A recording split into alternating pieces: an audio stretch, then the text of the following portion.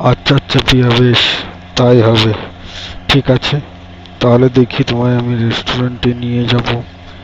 নিয়ে গিয়ে দেখি তোমাকে কি খাওয়ানো যায়, তাই না?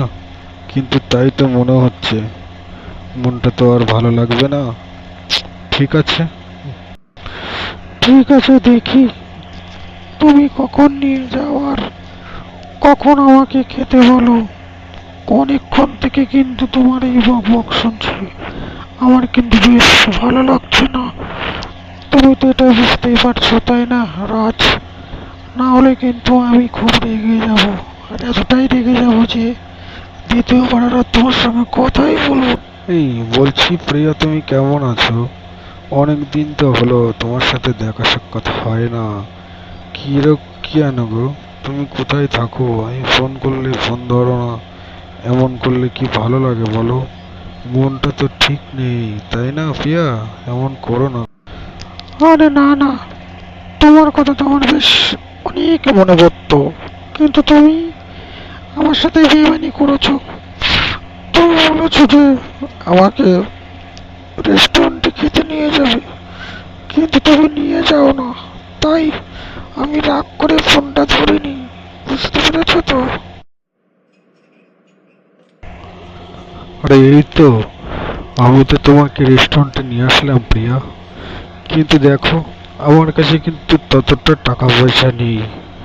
সেইভাবে কিন্তু খরচা করাবে না, তাহলে কিন্তু আমি দিতে পারবো না। বুঝতে পেরেছো প্রিয়া? আমি তো তোমার কথাটা রেখেছি, তাই না? সত্যি, তোমায় না খাওয়ালে আমার ভালোই লাগবে না। ঠিক আছে গো, তুমি যেহেতু আমার কথাটা রেখেছো, তাহলে তো কোনো কথাই নেই।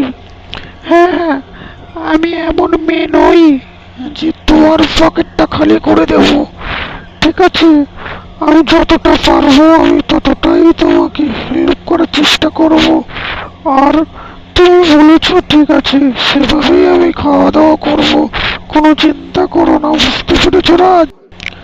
ঠিক আছে প্রিয়া, তাহলে আমি বুঝলাম যে তুমি সেভাবে খরচা করবে না। তাহলে বলো তুমি কি খাবে? ঠিক আছে, তুমি বলো কি খাবে, যেটা খেতে চাইবে আমি অবশ্যই তোমাকে খাওয়াবো, যদি আমার সামর্থ্যের মধ্যে হয় তাহলে। বুঝতে পেরেছো? হুম। তুমি যে আমার সঙ্গে এসছো, তোমার বাড়ি থেকে তোমাকে কিছু বলবে না তো? খুব টেনশন হচ্ছে আমার। না না রাজ, কিছু বলবে না, তুমি এত চিন্তা করো না। আমি বাড়ি থেকে বলে এসেছি যে আমি আমার বন্ধুর সঙ্গে একটু ঘুরতে বেরোচ্ছি। ঠিক আছে, এই নিয়ে তুমি ভেবো না, সেটা আমি দেখে নেবো বা ম্যানেজ করে নেবো। বুঝতে পেরেছ? কোনো চিন্তা নেই। ঠিক আছে, তাহলে আমরা অর্ডার করি। অনেক কথাই তো বললাম, বুঝতে পেরেছ?